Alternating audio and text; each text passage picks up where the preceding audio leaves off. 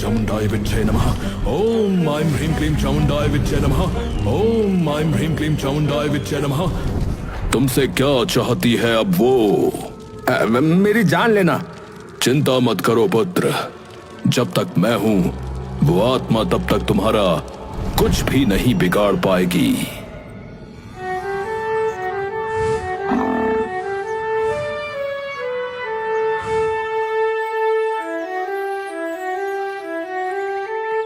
पिताजी, माँ, आप दोनों चले गए और मेरे पास बस हमारा बैल हरिया रह गया, और रह गया तो ये कर्जा। जमीन गई वो अलग, और अब वो जमींदार थोड़ी देर में मेरे सर पे आ खड़ा हो जाएगा अपने पैसे मांगने के लिए। तो आप ही बताओ, मैं और मेरा हरिया अब कहां जाएंगे बताओ। सोहन घर के पीछे बंधे बैल को बचा कुचा चारा दे देता है। हरिया मेरे भाई, अब हम दोनों पे आपदा आने वाली है, और वो भी बहुत बुरी वाली। पहले माँ की बीमारी का इलाज कराने के चक्कर में पिताजी ने हमारे खेत बेच दिए। माँ तो ठीक नहीं हुई, उल्टा उनके जाने के बाद पिताजी भी बीमार पड़ गए, और उनका इलाज करवाने के लिए मैंने मंगत बनिए से कर्जा और ले लिया ऊपर से। जमीन की अभी तक एक भी पाई नहीं चुकी मेरे से। हरिया, अब क्या करें रे?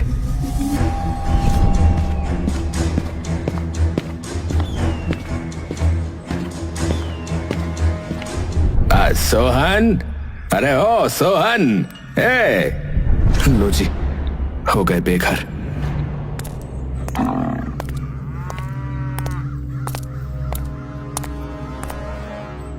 हाँ भाई, अरे क्या बात है, हैं?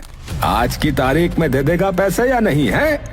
मंगत उस्ताद, मैं कहां से दूं? मैंने दाह संस्कार के पैसे तो इतनी मुश्किल से जुटाए हैं। अरे तो मैं क्या करूं, हैं? भूल जाऊं अपने पैसों को?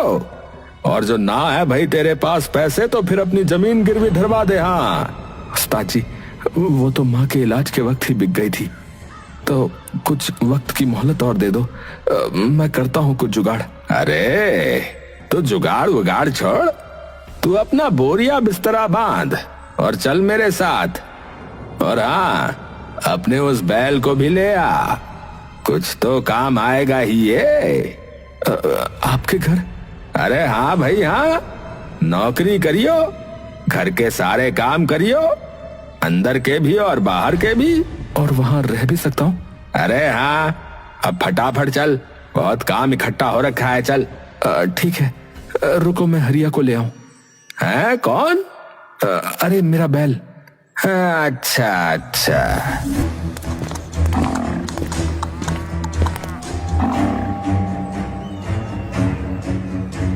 उन दोनों को देखकर उसकी बीवी एकदम से भड़क जाती है। और इस मनहूस को घर क्यों ले आए उठा के? पैसे क्यों नहीं लिए इनसे? अरे पैसे क्या खाक लेता है? अरे टट्टू भी नहीं था इस पे तो अब घर का सारा काम करेगा जब तक सब चुकता ना कर दे, समझी? ओहो, चलो बढ़िया हुआ, ये तो वैसे भी काम वाली ना मिल रही थी। हाँ, अब तेरा जो मन करे तू वो करवा इससे।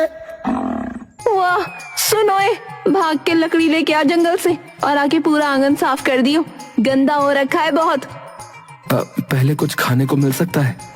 अरे 56 भोग ना करवा दूं, हैं? अरे जा पहले लेकर आ लकड़ी, फिर खाइयो, ठूस लियो फिर।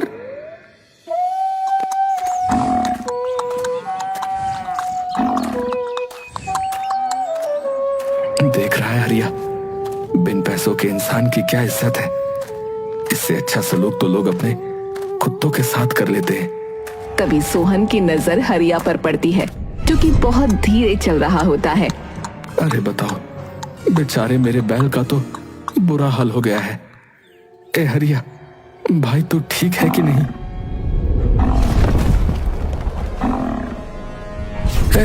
क्या हो गया मेरे भाई हरिया?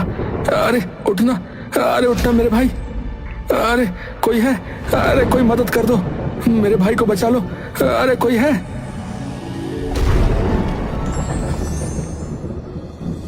अरे गुरुदेव, गुरुदेव मेरे भाई को देखो, पता नहीं क्या हो गया है। आपके पास कोई औषधि वगैरह है? तो मैं आपके हाथ जोड़ता हूँ, कृपया मेरे भाई को बचा लो।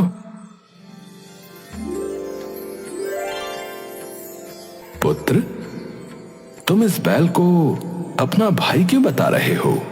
ये मेरा भाई ही है गुरुदेव, मेरा भाई ही है। जब मैं 5 साल का था तब पिताजी लाए थे इसे। ये भी छोटा ही था। जब पिताजी हल जोतते थे तब मैं इसकी पीठ पर बैठ जाता था और बस चलता ही रहता। अब माँ भी चली गई, पिताजी भी चल बसे। अब अगर ये भी गया तो फिर मैं कहाँ जाऊंगा?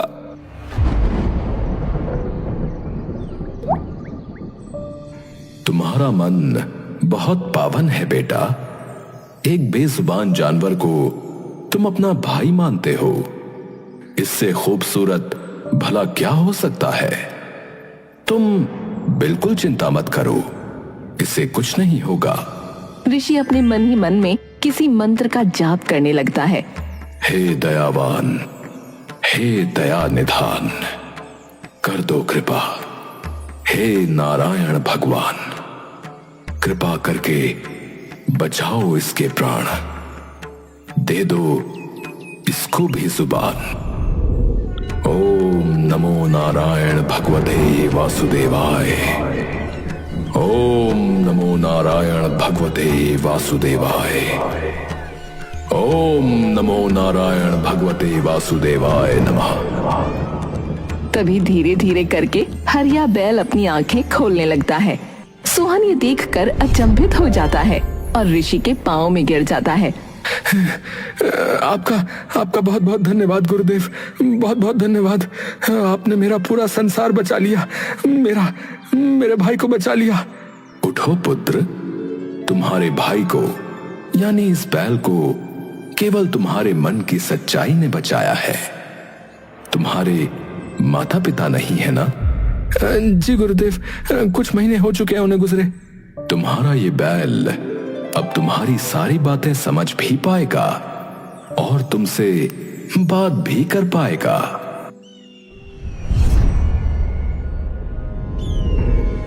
क्या कहा? धन्यवाद गुरुजी। हरिया, तू सुन रहा है? तू मेरी बात को समझ पा रहा है क्या? अपने भाई की बात भला क्यों नहीं समझूंगा मैं?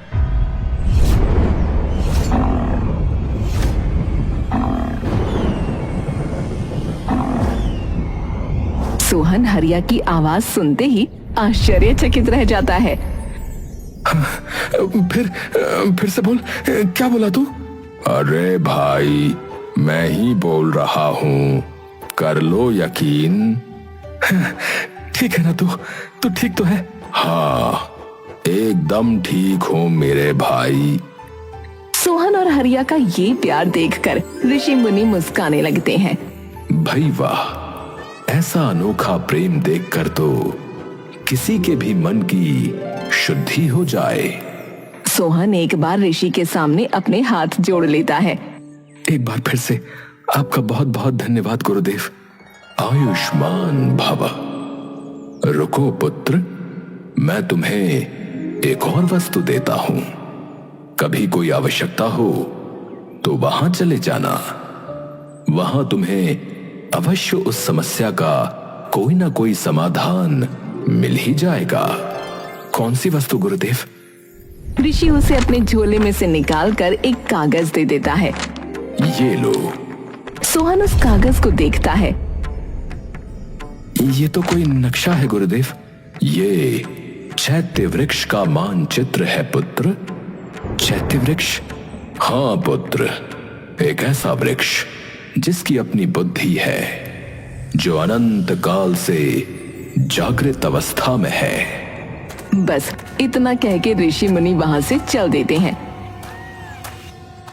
हरिया, जल्दी जल्दी घर चल, उस्ताद जी खूब भड़क रखे होंगे। हाँ भाई, भूख भी बहुत जोर से लगी है मुझे तो। दोनों मंगत उस्ताद के घर जाने लगते हैं, लेकिन इस सारी कश्मकश में वो ये भूल जाते हैं कि उन्हें शबाना ने जंगल से लकड़ी लाने को कहा था।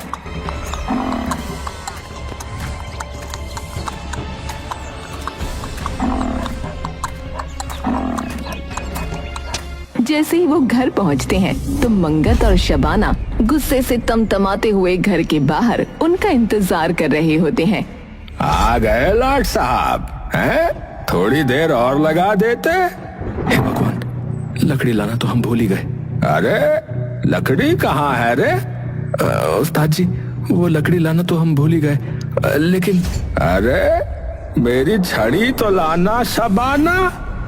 अभी लाई जी, आज तो सूत दो, मैं कहती हूँ। अरे नहीं नहीं मालकिन, मैं आपको सच बताता हूँ कि हरिया की तबीयत एकदम से बहुत खराब हो गई थी कि तभी हमें जंगल में एक बहुत अच्छे और सिद्ध ऋषि मुनि मिले जिन्होंने अपनी अलौकिक शक्तियों से इसे ठीक कर दिया और हरिया को बोलने की शक्ति भी दे दी। तो तू ये कहना चाह रहा है कि ये बैल बोलता है? अरे उससे क्या पूछ रहे हो, मुझसे ही पूछ लो, बोल तो रहा हूँ। मंगत और शबाना ये देखकर कुछ देर के लिए चौंक जाते हैं। अरे ये तो कमाल हो गया भाई। कमाल हो गया है तो, पर हमारा काम तो ना हुआ। ये मत भूलो कि तुम हमारे घर में रहते हो, हमारे नौकर हो। अभी जाओ और तुरंत वो लकड़ियां लेकर आओ। हाँ हाँ। सोहन और हरिया फिर से थके हारे और भूखे जंगल की ओर निकल लेते हैं। आज तो बहुत बुरा हो गया, एक निवाला भी खाने को नहीं मिला। सही में पता नहीं कौन सी गधा मजदूरी करवा रहे हैं ये। सबसे अच्छा तो अपना खेत था। बिल्कुल सही कहा। अपना सुबह 4 बजे उठ के निकल जाओ खेत पे और फिर कड़ी धूप में आराम से पेड़ की छांव के नीचे बैठ के आराम से रोटी और प्याज खाओ। और मैं आराम से खड़े होकर अपना चारा खाता था।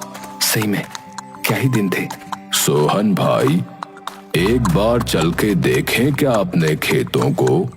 अरे जाने का तो मेरा भी बड़ा मन है, पर जाएं कैसे? उन्होंने बोला है कि तुरंत लकड़ी लानी है। मैं तो कहता हूँ कि अपना खेत वापस खरीद लो, नहीं तो यूं ही मंगत सेठ की मजदूरी करते रह जाएंगे पूरी जिंदगी।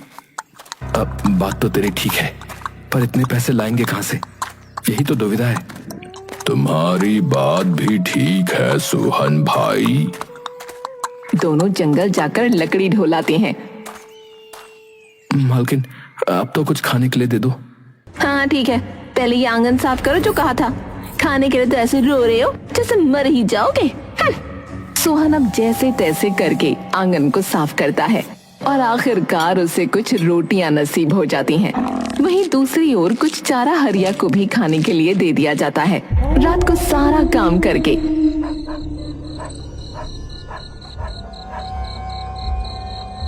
थका हारा सोहन मालकिन से सोने का ठिकाना पूछने जाता है। मालकिन, मुझे सोना कहाँ है? अस्तबल में। अस्तबल में? और क्या, अपने घर में पनाह दें तुझे? सोहन चुपचाप अस्तबल में जाकर लेट जाता है और तभी वहाँ बैठा हरिया उसे बुलाता है। अरे भाई, तुम क्या कर रहे हो यहाँ? बस भाई हरिया, अब तो यही किस्मत है हम दोनों की। कैसे लोग हैं ये? कोई इंसान को अस्तबल में सुलाता है क्या? अब तो ये परेशानियां भाई दोनों को झेलनी पड़ेंगी। तभी हरिया के दिमाग में उस ऋषि की कही हुई एक बात आती है। भाई, मुझे तो अभी एक बात ध्यान में आई। क्या? याद है उन ऋषि महाराज ने हमें एक मानचित्र दिया था कि कोई भी समस्या हो तो वहां चले जाना, तो वहां चल के देखें एक बार। अरे पर इस समस्या का समाधान थोड़ी ना मिलेगा वहां। चल के तो देखें एक बार, बाकी वहां जाके ही पता चल पाएगा कि क्या है या क्या नहीं है। ठीक है भाई, तुम कह रहे हो तो चल पड़ते हैं। हाँ, कल सारा काम सुबह जल्दी उठ के कर लेंगे और फिर चल पड़ेंगे। सोहन सवेरे सवेरे उठकर अपना सारा काम खत्म कर लेता है और फिर हरिया को लेकर जंगल के लिए निकल रहा होता है कि तभी पीछे से शबाना उसे आवाज देती है। अरे आते वक्त बाजार से 2 किलो बैंगन भी ले आना। ये बढ़िया है, बिना पैसों के घर का सारा काम हो रहा है इनका। तो कर्ज लिया है तो चुकाना तो पड़ेगा ही ना भाई। हाँ, बात तो सही है। सोहन और हरिया वो नक्शा देखते देखते आखिरकार चैत्य वृक्ष तक पहुंच ही जाते हैं।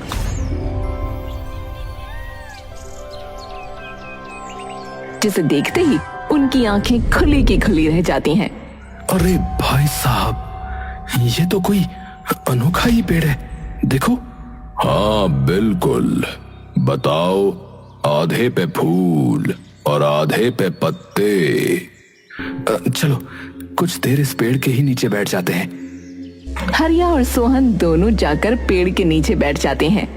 पर ये पेड़ किसी की समस्या को हल कैसे करता है? अरे भाई, अभी तो सबसे तगड़ी समस्या है भूख की। मुझे तो बड़ी ही जोरों की भूख लगी है। हाँ मुझे भी लगी है वो तो। मेरी तो आंखों के सामने सिर्फ समोसे ही समोसे आ रहे हैं। काश मैं एक बार फिर से समोसे खा सकता, पर अभी तो एक फूटी कौड़ी भी जेब में नहीं है। मेरा तो बस अपना हरा हरा चारा खाने का मन है।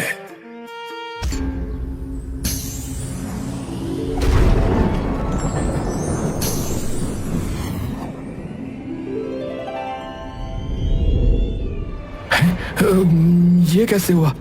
जो हमने मांगा था वही आ गया। हरिया, मुझे लात तो मार जरा। क्या? नहीं, मैं ये देखना चाहता हूँ कि कहीं मैं सपना तो नहीं देख रहा हूँ। हरिया चारे पर जीभ रखता है और अचानक से चिल्ला पड़ता है। अरे भाई, ये तो सच में सत्य है। क्या? तो ये कोई जबरदस्त जादुई वृक्ष है? हाँ सही में।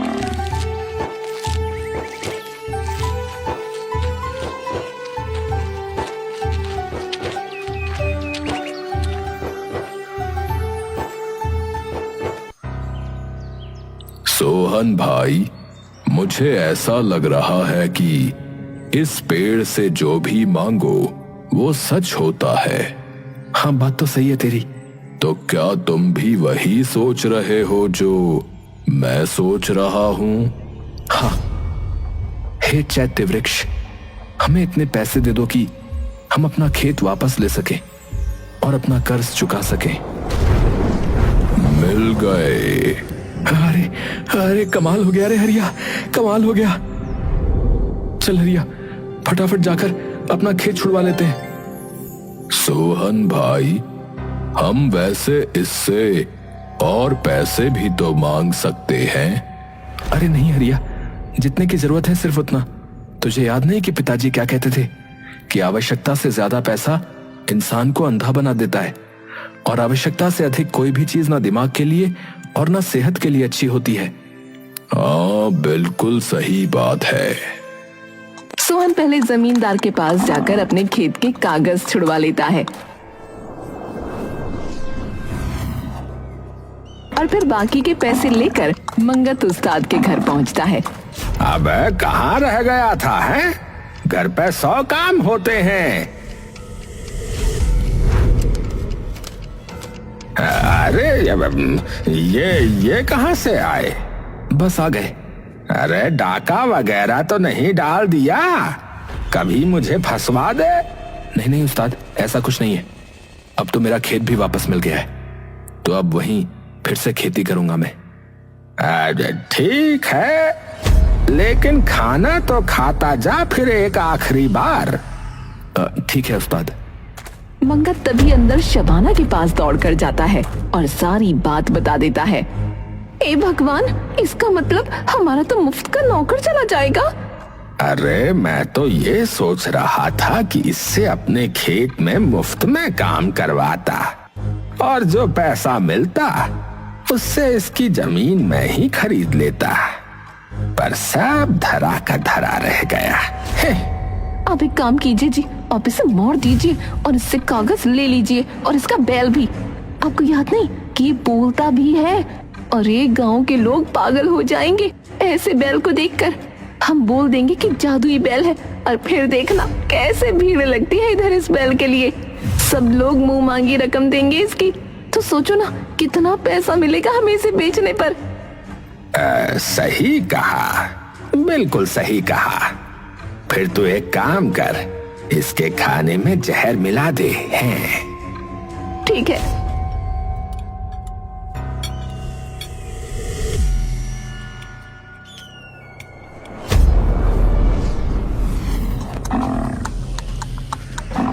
भाई भाई, क्या हुआ? उठो। पकड़ इसे फटाफट शबाना, और अगर तू ज्यादा बोला ना बे तो अपनी तलवार से काट दूंगा तुझे। हाँ। ये सुनते ही हरिया वहाँ से भाग निकलता है। अरे भाग गया ये तो। पहले इसे ठिकाने लगा देते हैं। पहले इसकी जेब से खेत के कागज निकाल ले शबाना। हाँ। नहर में फेंकाते हैं इसे। हाँ, सही कहा। हरिया बिना रुके जंगल की तरफ भाग रहा होता है। मुझे उन्हीं ऋषि के पास जाना होगा जल्दी। बस वही भाई को बचा सकते हैं। चाहे कुछ भी हो जाए, मैं भाई को कुछ नहीं होने दूंगा। हरिया फटाफट उस पेड़ के पास पहुंचता है। हे गुरुदेव, दर्शन दो गुरुदेव। बहुत बड़ी विपदा मुझ पर आन पड़ी है। मुझे नहीं पता कि आप कहाँ रहते हो। मुझे दर्शन दो। बताओ पुत्र, क्या विपदा आन पड़ी? सोहन भाई को उस मंगत सेठ ने जहर दे दिया है। अगर कुछ नहीं किया तो थोड़ी ही देर में उसके प्राण चले जाएंगे। गुरुदेव, भाई की सहायता कीजिए।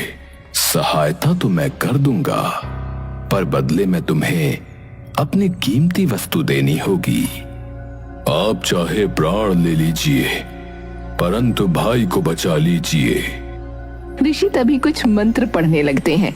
सहायता करो महादेव, उस बच्चे की सहायता करो। ओम भू भूर्वस्वः तत्सवितुर्वरेण्यम भर्गो देवस्य धीमहि धियो यो नः प्रचोदयात्। तभी सोहन को होश आ जाता है। वो देखता है कि वो गांव की नहर में है। मैं यहाँ कैसे आया? तभी सोहन नहर से बाहर आता है। अरे मैं यहाँ कैसे आया? और हरिया कहाँ है? फिर सोहन मंगत सेठ के घर की ओर चल पड़ता है। यहाँ भी नहीं है। सोहन को घर के बाहर खड़ा देखते ही शबाना और मंगत दोनों का सर चकरा जाता है। अरे ये कैसे यहाँ आ गया? भूत भूत है उसका। हे भगवान, अब क्या करें? ये पक्का अपने कागजों के लिए आया है। मैं एक तांत्रिक को जानती हूँ, उनके पास चलते हैं। वो इन सब का इलाज अच्छे से निकाल सकते हैं।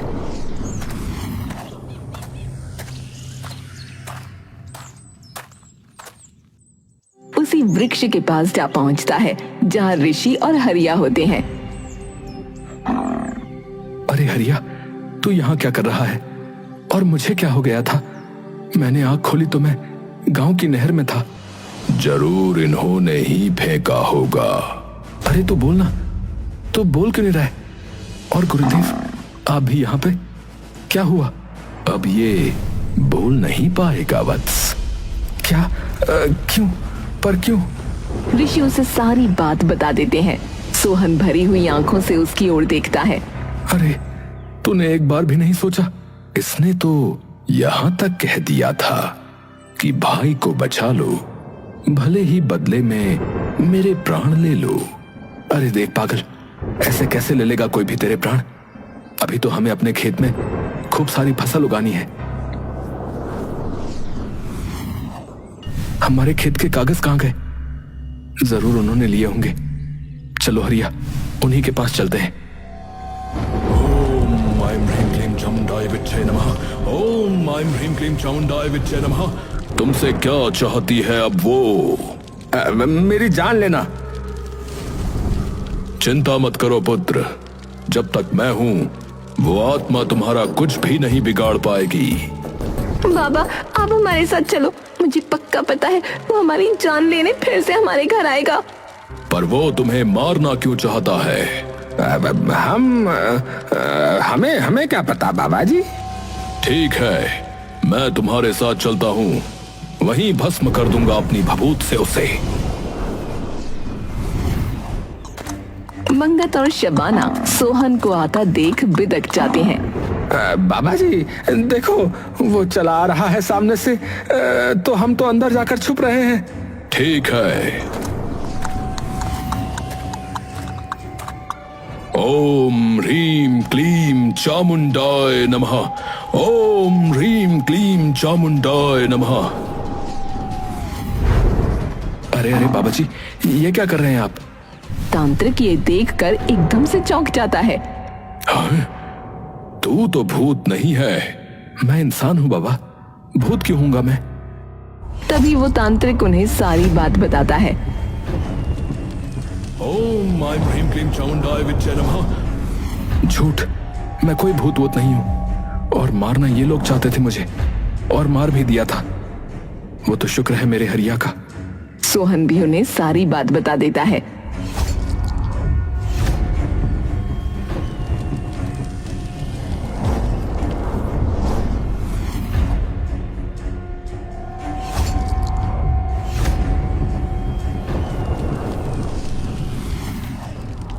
तुम चैत्य वृक्ष को देख पाए? हाँ, पर आप ऐसे क्यों पूछ रहे हैं? क्योंकि पुत्र, हर कोई उस वृक्ष को नहीं देख पाता। अरे दिव्य है वो वृक्ष, अत्यधिक साफ मन होना चाहिए उसे देखने के लिए। मतलब तुम सत्य बोल रहे हो। इन्होंने सच में तुम्हारे साथ ये सलूक किया। रुको, मैं अभी इनसे तुम्हारे कागज निकलवाता हूं, और वो भी सूद समेत ब्याज के साथ। वो तांत्रिक अंदर जाता है।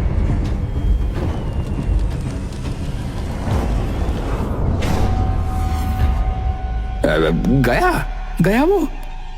ऐसे नहीं जाएगा। बहुत ही शक्तिशाली भूत है और बहुत ही गुस्से में है। तो जब तक तुम उसे उसके कागजात और उसके कर्ज के पैसे वापस नहीं दे देते, वो नहीं जाएगा। पर भूत क्या करेगा उसका? मुझे क्या पता, पर अगर नहीं दिए तो इस पूरे घर को वो अपने वश में कर लेगा। और वो ये भी कह रहा था कि आपकी पत्नी से नौकरों की तरह काम करवाएगा। अरे नहीं नहीं, जो मांग रहा है दे दो। अरे दे दो, अपने साथ मुझे भी मरवाओगे क्या?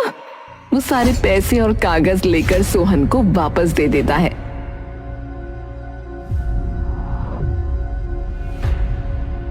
वैसे ये जीवित है, भूत नहीं है वो। क्या? तो हमारे पैसे तो वापस दे दो। कोई पैसा वैसा नहीं मिलेगा। जो करना है वो करो, और पुलिस में गए तो याद रखना तुम ही फंसोगे। धन्यवाद पापा जी। चल रहे हरिया अपने खेत में।